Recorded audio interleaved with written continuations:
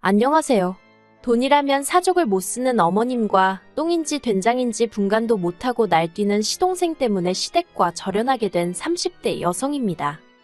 남편과는 같은 직장에서 선후배 사이로 지내다 가까워졌어요. 남편이 제 사수였는데 저희 회사는 1대1로 선배가 붙어서 후배 직원의 업무를 봐주는 식이었거든요. 그런데 남편이 어찌나 엄격하던지 정말 눈물 콧물 쏟아가며 일을 배웠습니다. 그때는 신입인 나한테 이렇게까지 할 필요가 있는 건가 싶어서 얼마나 서운하고 속상했는지 몰라요. 오죽하면 저렇게 성질이 더러운 사람이 어딨을까 싶어서 저런 남자랑 연애하는 여자는 정말 고생하겠다고 아주 똥 밟은 거라고 생각했다니까요. 그런데 그렇게 반년 동안 호되게 일을 가르쳤던 게 다 이유가 있었더라고요. 저와 남편은 당시 마케팅 부서에 소속되어 있었는데 마케팅 부서가 하는 일들 대부분이 사실 얼마나 타이밍을 잘 맞추는지가 중요하거든요. 그래서인지 실제로 부서 내 대부분의 직원들이 시간에 예민하고 마감 기한도 정말 중요하게 생각했지요. 그리고 저보다 3년 먼저 회사를 다녔던 남편은 이런 점들을 일찍이 깨우치지 못해서 제 발로 나가거나 회사에서 내쫓기는 신입 직원들을 심심치 않게 봤던 모양입니다. 그래서 자기 딴에는 아쉽기도 하고 측은한 마음도 들어서 도와준다는 생각으로 그렇게 독하게 굴었던 거라고요. 제 수습 기간이 끝난 이후로는 남편과 저는 직장 내에선 좋은 선후배 사이로 퇴근 후에는 좋은 오빠 동생 사이로 지내게 되었어요. 물론 이건 제 생각이고 사실 남편은 언젠가부터 계속해서 저와 만나보고 싶다며 몇 번이고 저에게 고백을 해왔답니다.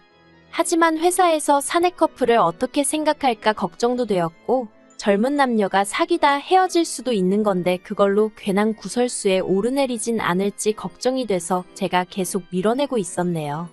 하지만 4년이란 시간이 흐르도록 한결같은 남편의 모습에 결국 제가 마음의 문을 열게 되었지요. 사귀는 동안 저희 두 사람 사이에는 정말 작은 말다툼조차 없었을 만큼 모든 것이 원만하게 흘러갔어요. 직장에서 매일같이 보다 보니 특별한 데이트를 자주 하고 그런 건 아니었지만 오래된 연인처럼 편안했달까요. 그리고 3년 후 저와 남편은 누가 먼저 결혼 이야기를 꺼냈던 건 아니지만 당연하다는 듯이 자연스러운 수순처럼 결혼 준비를 해나가기 시작했습니다. 본격적으로 결혼에 관한 이야기를 주고받으면서 서로의 가정 형편과 재정 상황을 오픈했어요. 일단 가정 형편부터 이야기를 하자면 저희 친정은 평범해요. 작지만 사업을 하시는 친정아버지와 전업주부이신 어머니 그리고 저와 언니까지 화목한 네 식구이지요. 돈을 쌓아놓고 살 만큼 부자는 아니었지만 그래도 경제적으로 궁핍해본 적은 없습니다. 배우고 싶은 거, 먹고 싶은 거 대부분을 해봤기에 스스로 유복한 환경에서 자랐다고 생각하고요. 반면에 남편의 집안은 경제적으로 넉넉한 상황은 아니었어요. 특히나 건설 현장에서 일하시던 아버님은 몇 년 전 사고로 한쪽 팔을 못 쓰게 되셨는데 그로 인해 남편에게 많은 책임감이 부여된 상황이었달까요. 그렇다 보니 남편과 제가 서로 경제 사정을 오픈했을 때 솔직히 좀 놀랐던 게 사실이에요. 저도 어느 다른 또래 여자들처럼 꾸미기도 좋아하고 그렇다 보니 아주 악착같이 돈을 모으지는 못했습니다. 그래도 그때가 제가 직장 생활한 지 7, 8년쯤 되던 시기였는데 1억 정도 들고 있었거든요. 그런데 남편은 저보다 기간도 길었는데 7천밖에 없다고 하더라고요. 7천이 물론 적은 돈은 절대 아니지만 아무튼 제가 조금 당황했었답니다. 이후로 저희는 양가의 도움 없이 결혼 준비를 시작했어요. 원래부터 그럴 생각은 아니었는데 남편이 애시당초 시댁에다가는 아예 손을 벌릴 생각이 없더라고요. 그래서 저도 친정에 별다른 이야기를 하지 않았고 자연스럽게 두 사람이 모은 돈으로만 준비하게 된 거였지요. 그런데 이 상황을 알게 되신 친정아버지가 형편되는 사람이 좀 더 낼 수도 있는 거라면서 먼저 선뜻 5천만 원을 보태주시대요. 그렇다 보니 제가 거의 2배를 해가는 상황이 된 거고요. 하지만 남편과 제가 모은 돈을 다 합쳐도 2억이 되지 않다 보니 서울에서 아파트를 사기엔 턱없이 부족했어요. 그래서 제가 먼저 대출 이야기를 꺼냈습니다. 그런데 남편이 예전에 시댁이 빚으로 고생했던 기억이 있어서 대출은 내키지 않는다고 하대요. 그래서 상의 끝에 대출을 받되 제 이름으로 받고 대신 아파트도 제 명의로 하게 되었습니다. 몇몇 친구들이 그러다 이혼이라도 하게 되면 그 빚을 다 어떡하려고 하냐며 걱정을 해주긴 했는데 영끌 수준도 아니었고 제 나름대로 계산해봤을 땐 충분히 감당할 수 있겠더라고요. 아무튼 여러 가지로 남편과 원만한 합의 끝에 내린 결정이었네요. 하지만 식을 코앞에 두고 어머님께서 집이 제 명의로 되어 있다는 사실을 아시고는 크게 화를 내셨습니다. 어떻게 그런 중요한 계약을 제 이름으로 할 수가 있냐고요. 어머님께서도 제가 남편보다 결혼 비용을 더 많이 부담하는 걸 알고 계셨는데 그런 식으로 화를 내시니 솔직히 많이 당황스러웠어요. 그래서 조심스레 다시 전후 사정을 설명드렸네요. 하지만 어머님이 보여주신 태도는 한마디로 어이가 없었습니다. 명의와 돈은 별개의 문제라는 알 수 없는 말씀만 반복하셨거든요. 그리고는 급기야 저더러 이제라도 남편 명의로 바꾸던지 하다못해 공동명의라도 하라며 화까지 내시더라니까요. 그런 어머님의 모습에 놀랐지만 저는 저대로 그렇게는 못한다고 끝까지 버텼고요. 결국 남편의 중재로 정말 어머님과 끝장을 보는 일은 없었지만 식도 올리기 전에 어머님과는 사이가 완전히 틀어져 버렸네요. 이후로 어머님에게는 정말 며느리로서 도리만 했습니다. 명절이나 생신 때 찾아뵙고 그게 전부였어요. 다만 남편의 부탁으로 어머님 아버님께 매달 생활비 명목으로 50만 원씩 보내드렸네요. 그것도 드리지 말라는 친구들이 있었지만 이건 제가 어머님 때문이 아니라 편찮으신 아버님과 남편을 생각해서 드리는 돈이었지요. 그리고 아무튼 그렇게 1년쯤 지났을 때였습니다. 언젠가부터 자꾸 피곤하고 아랫배도 아프고 그래서 병원을 찾게 되었는데 거기서 생각지도 못한 이야기를 듣게 되었어요. 악성은 아니지만 제 자궁에 혹이 있다는 말이었지요. 막말로 죽을 병은 아니었지만 이제 막 아들 하나 딸 하나 낳아서 남편과 저 둘만의 가정을 꾸려나갈 꿈에 빠져있던 저에게는 무척 충격적인 소식이었네요. 그래서 남편과 상의 끝에 일단은 회사를 관두고 건강관리에 집중해보기로 했습니다. 그런데 이 소식이 저희가 생각했던 것보다 훨씬 빨리 어머님 귀에 들어갔어요. 얼마 전 시동생이 남편에게 돈 좀 빌려달라며 연락을 해왔었는데 그때 남편이 이제 저도 회사 관둬서 여유가 없단 식으로 둘러댔다고 했거든요. 자기 나름대로 입단속을 시켰다고 했는데 아무튼 그래서 어머님이 저와 남편을 호출하셨습니다. 숨긴다고 숨겨질 일도 아니고 결국 이런 순간이 올 거라고 생각은 했지만 싫은 소리 들을 걸 뻔히 알고 있었으니 정말 울며 겨자 먹기로 시댁에 갔네요. 어머님께선 저에게 몸은 어떻냐, 아프지는 않냐 그런 말씀은 한마디도 하지 않으셨습니다. 대신 저더러 결혼할 때 돈 좀 더해온 거 가지고 어지간히 생색을 내지 않았냐며 꼴 좋다 하셨지요. 대출도 네 명의로 받아서 네가 갚는다고 큰 소리를 치더니 이제 불쌍한 당신 아들만 지 명의도 아닌 집구석 대출 갚아주느라 허리가 휘겠다는 말과 함께요. 그러면서 저더러 처음부터 이럴 작정이었냐입니다. 잘난 남자 하나 물어가지고 집구석에 들어앉을 생각이었냐고요. 듣는 내내 정말이지 어디서부터 어떻게 반박을 해야 할지도 모르겠더라니까요. 그런데 그때 남편이 먼저 어머님더러 무슨 말씀을 그렇게 하시냐며 큰 소리를 냈습니다. 어머니더러 대출을 갚아달라고 한 것도 아닌데 왜 당사자인 자기도 가만히 있는데 어머니가 이렇게 유난이시냐고 쪽팔린다고 성질을 내더라고요. 하지만 어머님께선 그런 남편에게 너가 순에 빠져서 등신같이 당하고도 모르는 거라나 아무튼 막말을 퍼부으시고는 저더러 이제라도 가서 공동명의로 바꾸랍니다.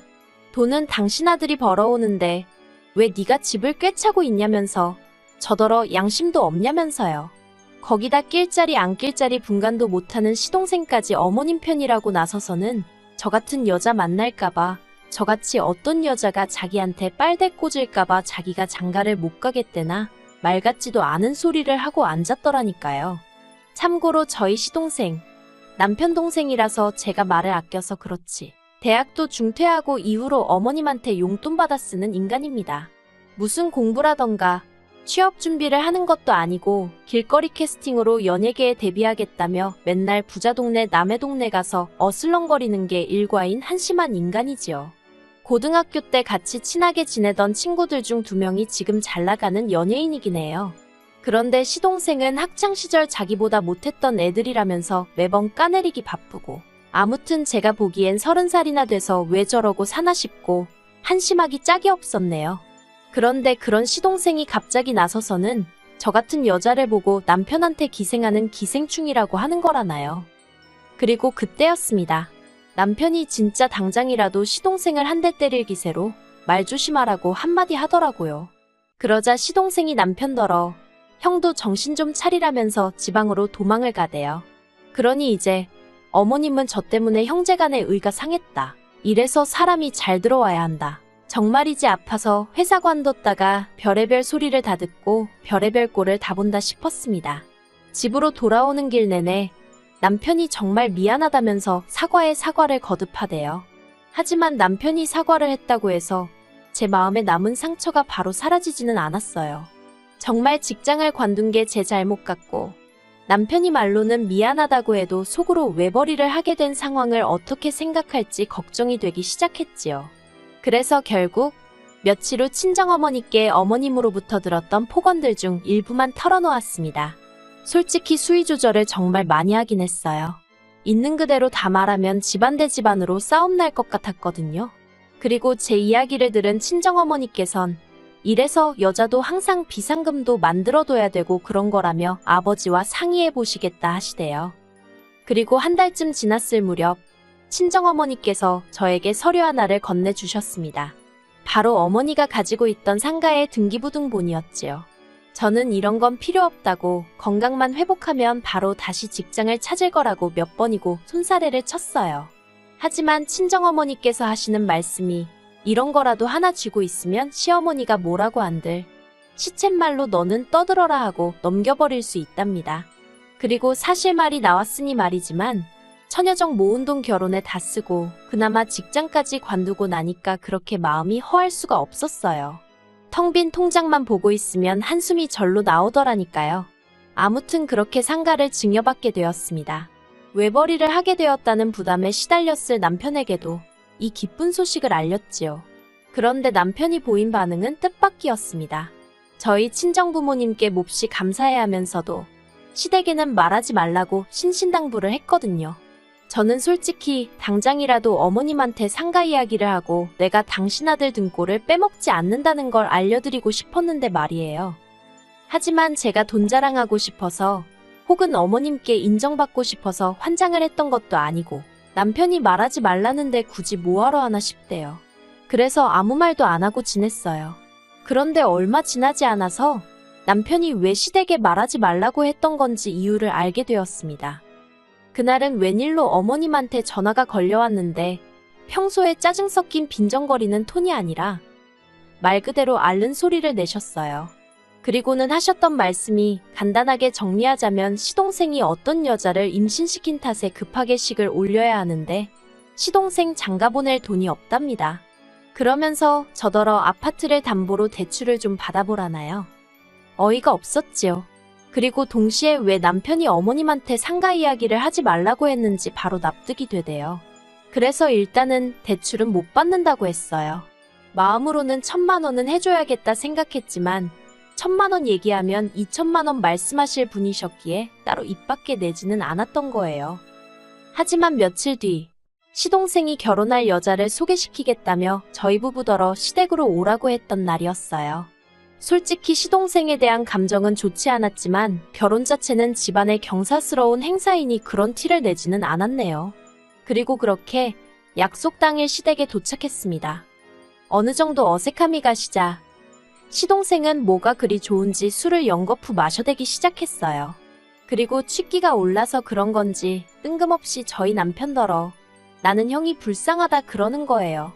자기 여자친구를 가리키면서 형도 어린 여자를 만났으면 외벌이 같은 건 안 했을 거 아니냐면서요. 뿐만 아니라 또 뭐라더라. 아무튼 자기 여자친구 앞에서 저를 어지간히 깎아내리더라고요.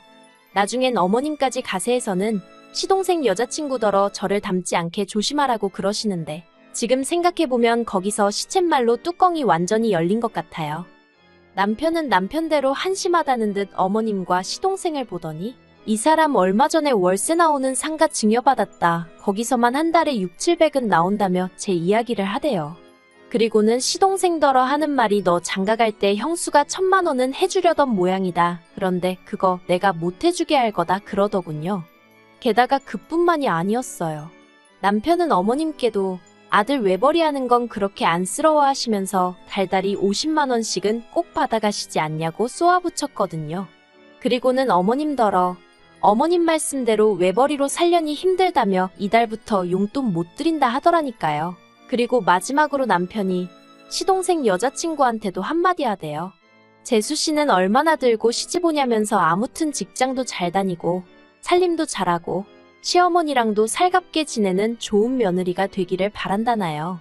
자기는 자기 와이프 그러니까 저한테 미안하고 안쓰러워서 그런 짓까진 못 시키겠다면서요. 그러자 약간 시동생 옆에 딱 붙어서 킥킥거리던 표정은 온데간데 없이 아주 똥 씹은 얼굴을 하고 있더군요. 그리고 그렇게 시댁을 나왔습니다. 솔직히 말하면 시댁을 떠나고 나서야 이 말도 할 걸, 저 말도 할 거라고 후회가 되긴 하대요. 안에서는 당황스럽기도 했고 그래서 말이 잘 안 나왔었거든요. 그래도 다행히 남편이 저보다 더 크게 화내주고 소리쳐줘서 그간 가슴에 맺힌 게 많이 풀리긴 했지요. 그리고 이후로 지금까지 1년이란 시간이 흘렀는데 최근까지도 시댁과는 연락하지 않고 있어요. 그러다 제 임신 소식을 들은 어머님이 얼마 전 남편을 통해 다시 왕래를 하고 지내자는 의사를 전달해 오셨습니다. 하지만 저는 절대로 안 된다였고 지금도 그 생각엔 변함이 없어요. 왜냐하면 어머님께서는 시동생에, 그러니까 시조카를 길러주고 계셨거든요. 시동생 여자친구는 딸만 낳아놓고 도망치듯 집을 나갔어요.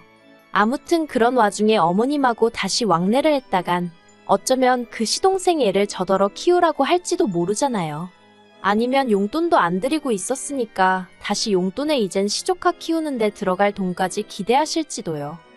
그리고 다행히 남편도 이런 제 우려와 걱정을 이해해 주었습니다.